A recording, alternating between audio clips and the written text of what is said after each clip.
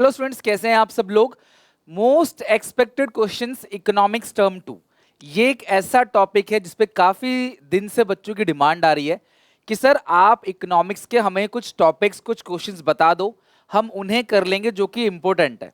मैं हमेशा प्रेफर करता हूं कि आपको पूरा का पूरा चैप्टर करना चाहिए, क्योंकि अब पहले जैसा नहीं रहा है कि आपको कुछ क्वेश्चन दे दिए और सारा का सारा उसमें से ही आ गया। क्योंकि अब होता क्या है कि मान लो कोई क्वेश्चन है, वो इनडायरेक्टली पूछता है, वो आपके व्यूज मांगता है, वो आपको जस्टिफाई करने को बोलता है, वो कहता है कि आप इस स्टेटमेंट को डिफेंड करो या रिफ्यूट करो, ये चीजें सही है या गलत है, आपका विचार क्या है, आपका ओपिनियन क्या है।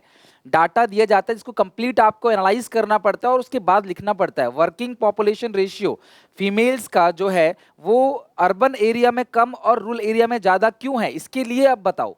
तो ऐसे बहुत सारे क्वेश्चन है जो क्लास इनडायरेक्टली पूछा आता है। केस बेस्ड क्वेश्चन आता है, पूरा का पूरा कॉम्प्रिहेंशन लिखा रहता है, उसको पढ़ के आपको आंसर देना होता है। बट फिर भी मैंने आप लोगों की रिक्वेस्ट पे, आप लोगों की डिमांड को पूरा करते हुए यहाँ पे सिर्फ 28 टॉपिक्स रखे हैं। Only 28 topics. अगर आप 4 टॉपिक एक दिन में भी करते हो तो 7 डेज के अंदर आप पूरा का पूरा इकोनॉमिक्स खत्म कर दोगे। और अगर आप 7 टॉपिक एक दिन में करते हो तो आप 4 डेज के अंदर खत्म कर दोगे। लेकिन इंश्योर कर लेना कि इसे करना कैसे, ध्यान समझना। आई नो स्क्रीनशॉट लेने के लिए उतावले हो रहे हो आप, रुक जाओ। कोशिश करो कि इसे अपनी कॉपी में लिखो, वीडियो पॉज करके।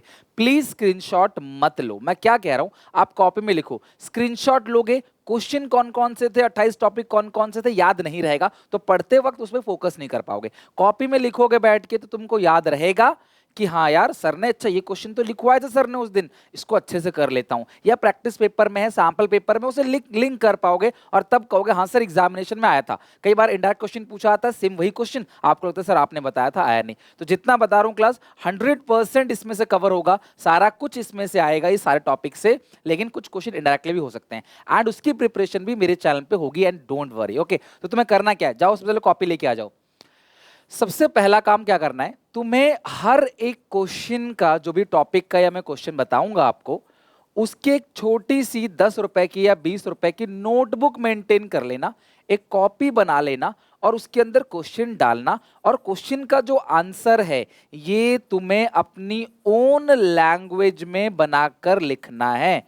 ये तुम्हें अपनी सिंपल सीधी भाषा में बना के लिखना है। तुम इसके लिए मेरे क्लास के नोट्स, अपनी text book,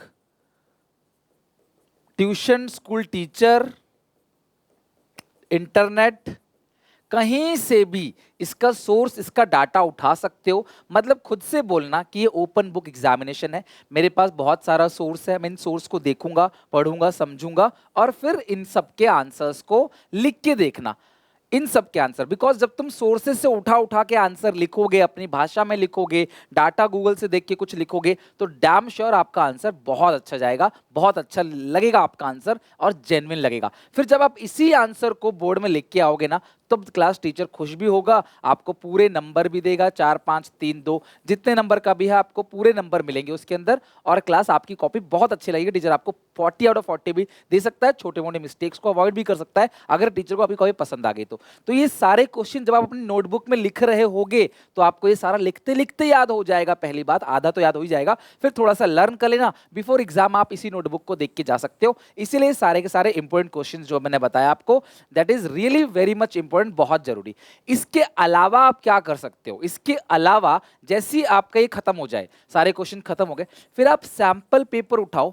at least class 5-7 sample paper को खुद 2 घंटे की टाइम लिमिट में रह के सॉल्व करके देखो। सैंपल पेपर के लिए क्लास जो बुक मैं रेकमेंड करता हूं हमेशा, वो बुक है क्लास ओसवाल गुरुकुल की 36 सैंपल पेपर। यहां पे 36 सैंपल पेपर आपको मिलेंगे, 36 सैंपल पेपर, जो कि अकाउंट का भी है, इको का भी है, बीएसटी का भी है, जो आपका मैथमेटिक्स है उसका भी है, फिजिकल एजुकेशन का है, इंग्लिश का है। तो अगर एक बुक आप रख लेते हो तो आपका सारा का सारा काम हो जाता है और आप सारे के सारे पेपर्स के अंदर सीबीएसई का भी सैंपल पेपर इंक्लूड है। तो अगर आप एक बुक रख लोगे तो सारी के सारी सैंपल पेपर आपको सॉल्व आराम से आप कर लोगे। तो यहाँ पे सैंपल पेपर बनाना भी बहुत जरूरी है, जो आपके क्वेश्चन हो जाए। चलो अब आओ कॉपी निकालो और हम लोग एक करके क्वेश्चन को लिखना स्टार्ट करते हैं। तो सबसे पहला बात करें अगर मैक्रो इकोनॉमिक्स की, तो मैक्रो इकोनॉमिक्स में नेशनल इनकम के अंदर क्या क्या इंपॉर्टेंट है, circular flow of income in 2 sector economy, 2 sector economy में ही आएगा, एक्सक्लूडिंग बैंक्स आएगा। जीडीपी अगर आता है तो GDP welfare, it is very much important. मैं यहाँ पे भी स्टार लगा देता हूँ किसी को कि बोला कि यार सर 22 टॉपिक तो बहुत ज़्यादा और एग्जामिनेशन से 4 दिन पहले हम देख रहे हैं इसको, तो कैसे होगा। तो इसीलिए वो जीडीपी वेलफेयर वाला टॉपिक जरूर करके जाए। इसके 4 पॉइंट सबसे ज़्यादा इंपॉर्टेंट है, एक्सटर्नलिटीज, ठीक है। प्रिकॉशन से ये डायरेक्टली क्वेश्चन में भी ना पूछे, आपको इनडायरेक्टली क्वेश्चन पूछेगा क्या नेशनल इनकम में इंक्लूड होगा, क्या इंक्लूड नहीं होगा, चाहे प्रोडक्शन मेथड हो चाहे इनकम। जैसे इलीगल इनकम जो है वो इंक्लूड नहीं होगा, ट्रांसफर अर्निंग्स इंक्लूड नहीं होगा, सेकंड हैंड गुड्स से कमाई गई इनकम इंक्लूड नहीं होगा, ब्रोकरेज कमीशन इंक्लूड होगा। तो क्या इंक्लूड होगा क्या नहीं होगा, इसकी प्रैक्टिस आपको अच्छे से कर लेनी है। तो ये 3 टॉपिक हो गया नेशनल इनकम में। 2 टॉपिक और है, डबल कॉन्सिडेंस ऑफ प्रॉब्लम क्या होती है, उसको कैसे अवॉइड किया जाए, डिफरेंस आप वीडियो पॉज करके नोट कर लेना, ठीक है। वीडियो को पॉज करो और नोट करो। Difference between stock and flow example के साथ, फाइनल गुड्स और इंटरमीडिएट गुड्स ये भी एग्जाम्पल के साथ, रियल जीडीपी और नॉमिनल जीडीपी का डिफरेंस ये भी आपको करके चलना है अच्छे से। रियल जीडीपी और नॉमिनल जीडीपी में कौन सा ट्रू इंडिकेटर है, मुझे कमेंट सेक्शन में बताओ कि ट्रू इंडिकेटर कौन सा है। बाकी डेप्रिसिएशन और कैपिटल लॉस कम चांस है आने का, बट फिर भी लिख दिया मैंने क्योंकि ये चारों पॉइंट क्या है, डिफरेंस के हैं। तो आपको जल्दीबाजी नहीं करनी बहुत ज्यादा कि एक ही दिन में सारा कर लिया, नहीं। आप इन क्वेश्चन को अच्छे से तसल्ली से, जल्दीबाजी जहां करी वहां पे जो भी थोड़ा बहुत पढ़ा जल्दी में वो भी भूल जाओगे। बेहतर है आराम से पढ़ो, एक दिन में नेशनल इनकम खत्म करो, सुबह से लेके शाम तक। इसके न्यूमेरिकल मैंने नहीं दिए क्योंकि न्यूमेरिकल का कोई एक्सपेक्टेशन नहीं होता, न्यूमेरिकल किसी भी मेथड से आ सकता है, कोई भी क्वेश्चन आ सकता है। हालांकि मैं न्यूमेरिकल के क्वेश्चंस मैंने कल बनाए थे, कल या परसों के अंदर मैंने 5 इंपॉर्टेंट न्यूमेरिकल डाले थे नेशनल इनकम के, वो भी आप फिनिश कर लेना। तो ये सारे क्वेश्चन नेशनल इनकम के हो गए। एडीएस बहुत बड़ा चैप्टर है, इसमें भी न्यूमेरिकल है। कंपोनेंट्स ऑफ एडी ये बहुत इंपॉर्टेंट है। कमेंट सेक्शन में 5 के 5 कमेंट लिख के दिखाओ। एडीएस और एसआई अप्रोच, एडीएस में एडीएस के बराबर होगा, एसआई में एसआई के बराबर होगा। डायग्राम के साथ, डायग्राम जरूरी है बनाना। एपीसी एमपीसी एपीएस एमपीएस इसका मल्टीप्लाई के साथ रिलेशन, इन सब की वैल्यू, ब्रेक इवन पॉइंट पे एपीसी कितना होता है, एपीएस कितना होता है, ब्रेक इवन पॉइंट होता कौन सा है, ये सब क्वेश्चन इसमें बहुत इंपॉर्टेंट है। 2 दिन कम से कम देना इस चैप्टर पे, ये नहीं कि एक ही दिन में खत्म कर दो, आधे घंटे में खत्म कर दो। 2 दिन लगाओ आराम से। टास्क बहुत है, काम बहुत है करने को, बस आप काम करते चलो। मैंने आपको मोटिवेट भी किया था कल, आई होप आप लोग पढ़ाई कर रहे हो उस हिसाब से। इन्वेस्टमेंट मल्टीप्लायर करना है क्लास एग्जाम्पल के साथ, यानी पूरा टेबल बनाना है, पूरा चार्ट बनाना है, वर्किंग दिखाना है इन्वेस्टमेंट मल्टीप्लायर का। आंसर राइटिंग को भी सीखना है आपने, जो बुक्स में दिया रहता है। इन्फ्लेशनरी गैप क्या है, बहुत ज्यादा इंपॉर्टेंट ये दोनों topic, very very important, this is very very important. जितने स्टार लगा लो कम है। इन्फ्लेशनरी गैप क्या है, डिफ्लेशनरी गैप क्या है, डायग्राम उसका बनाओ और कैसे इसे कंट्रोल किया जाएगा मॉनेटरी और फिस्कल पॉलिसी द्वारा। तो मॉनेटरी पॉलिसी के अंदर क्लास क्वांटिटेटिव है, क्वालिटेटिव है, bank rate, CRR, SLR, open market operation, credit rationing, moral suasion, उसके बाद आपका आता है marginal requirement, reverse repo rate भी आता है, और जो फिस्कल पॉलिसी उसमें टैक्सेशन पॉलिसी है और government expenditure and public welfare works है। अगला है derivation of saving, saving curve बनाना है किससे क्लास, कंजप्शन कर्व से। तो ये दो देखो, आप देखोगे क्लास यहाँ पे लगभग 10-12 टॉपिक आपके हो चुके हैं। अगर आप इनको कर लोगे 22 नंबर सिक्योर करोगे, मैक्रो 22 नंबर का है। अब आते हैं इंडियन इकोनॉमिक डेवलपमेंट पे, आईईडी 4 चैप्टर 18 नंबर, एक दिन में एक चैप्टर पे अच्छे से लिखोगे, एग्जाम टाइम में रोज रोज उसको याद करोगे, रिवाइज करोगे, एक एक दिन में 2-2 क्वेश्चन भी अगर लर्न करोगे तो भी 14 डेज अब बचे हुए हैं अभी एग्जामिनेशन में। एग्जामिनेशन में तो खैर और टाइम है, बट 14 दिन के अंदर आराम से कर लोगे। अगर आप इंग्लिश का भी पेपर शुरू नहीं हुआ होगा, अगर आप आज से करोगे तो। वर्कर पॉपुलेशन रेशियो से क्वेश्चन आ सकता है, एम्प्लॉयमेंट किस तरीके से जेंडर बेसिस पे डिफरेंशिएट हो रहा है। डाटा ना याद कर पाओ टेंशन मत लेना, मैं बिफोर एग्जाम याद करा के भेज दूंगा, बस आप समझ लेना, अंदर का डाटा गिवन होगा पेपर में। Distribution of employment, different sector, अलग अलग सेक्टर में एम्प्लॉयमेंट का डिस्ट्रीब्यूशन कैसा है। कैजुअलाइजेशन और इन्फॉर्मलाइजेशन ऑफ वर्कफोर्स किसे कहते हैं, फॉर्मल सेक्टर, इनफॉर्मल सेक्टर किसे कहते हैं, अनएम्प्लॉयमेंट के कॉजेज क्या क्या और किस तरीके से अनएम्प्लॉयमेंट को हटाया जा सकता है। ये क्वेश्चन भी इंपॉर्टेंट है, कॉपी में लिखते रहना। इंफ्रास्ट्रक्चर में इंपॉर्टेंस, बेनिफिट क्या होगा इंफ्रास्ट्रक्चर का। Indian system of medicine, Ayush please पढ़ लेना। मेडिकल टूरिज्म पढ़ लेना, क्वेश्चन आ सकता है कि क्यों इंडिया एक मेडिकल टूरिज्म का हॉटस्पॉट बनता चला जा रहा है, और इस स्टेटमेंट को जस्टिफाई करो। 3 tier system of health infrastructure, primary, secondary और टर्चरी। क्रिटिकल असेसमेंट, यानी क्या क्या कमी है, रूरल अर्बन डिवाइड जो है वो बहुत इंपॉर्टेंट है, वो देख लेना।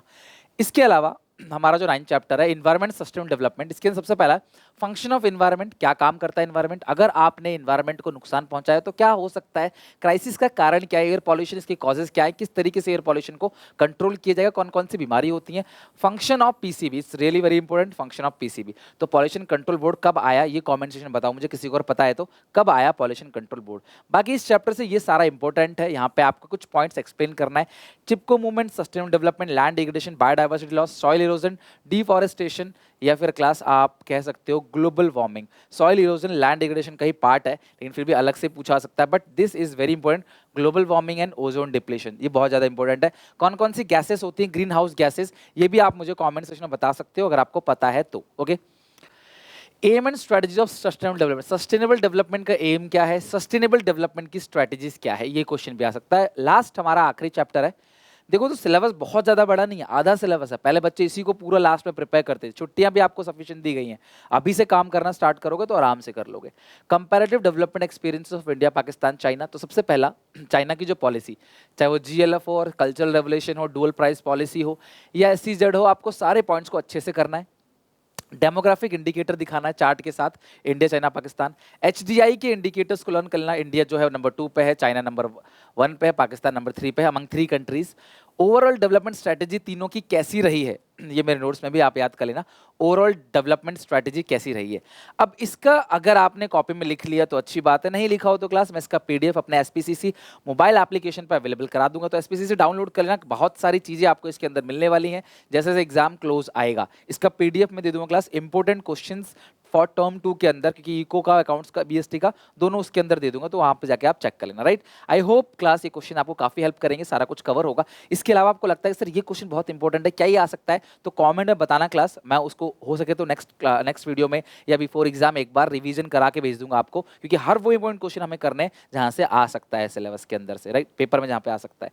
Take care, bye bye. I hope आप लोग इस वीडियो को लाइक जरूर करोगे, आपकी मेहनत जो है वो रंग लाएगी जब आपको रिजल्ट आएगा, तो आज मेहनत करो ताकि उस दिन खुशी से झूम सको, अपने घर वालों को प्राउड फील करा सको। टेक केयर, बाय बाय, मिलते हैं नेक्स्ट वीडियो में। शेयर जरूर कर देना इस वीडियो को अपने सारे क्लासमेट में, अपने सारे दोस्तों में, इंस्टाग्राम, टेलीग्राम ग्रुप, हर जगह इस वीडियो को शेयर कर देना। टेक केयर, बाय बाय, मिलते हैं नेक्स्ट वीडियो में।